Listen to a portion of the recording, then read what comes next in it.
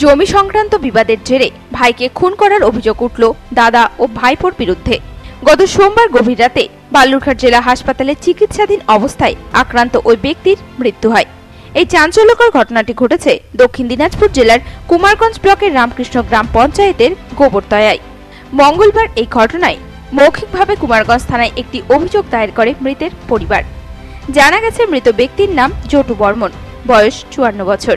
সূত্রের খবর, গত সোমবার দুপুর থেকেই এই বিবাদের সূত্রপাত হয়।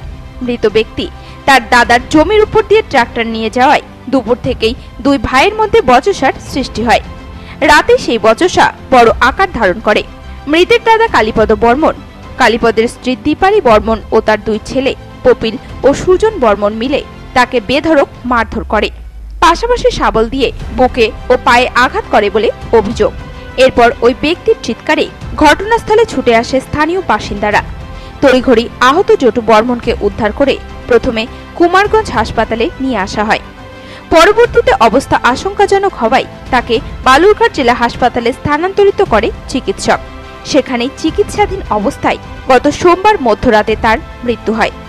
মঙ্গলবার এই খুনের ঘটনায় কুমারগঞ্জ থানায় একটি অভিযোগ দায়ের করে মৃতের পরিবার।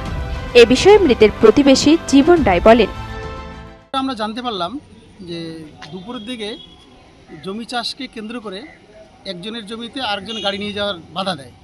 দিলে দুপুরের পাটে একটা ঝগড়াঝাটি হয়ে যায়, নিজের জল এক জমি থেকে আরেকজন নিয়ে যেতে হবে না, এরকম বিভিন্ন ক্ষেত্রে ঝগড়া হতেই থাকে।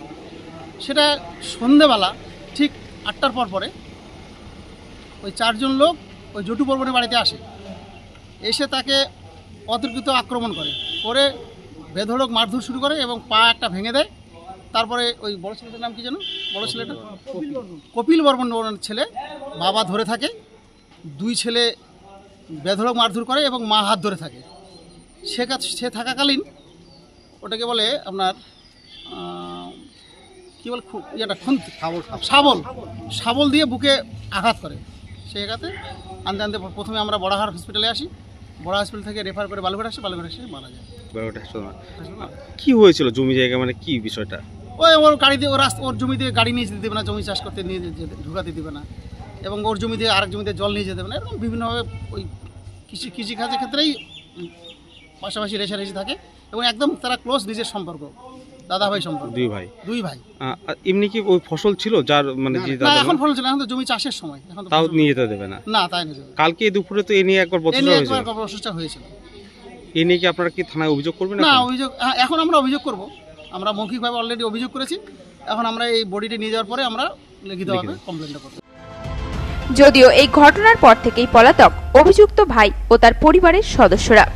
এদিকে মৃতদেহ ময়না তদন্তের জন্য পাঠায় পুলিশ।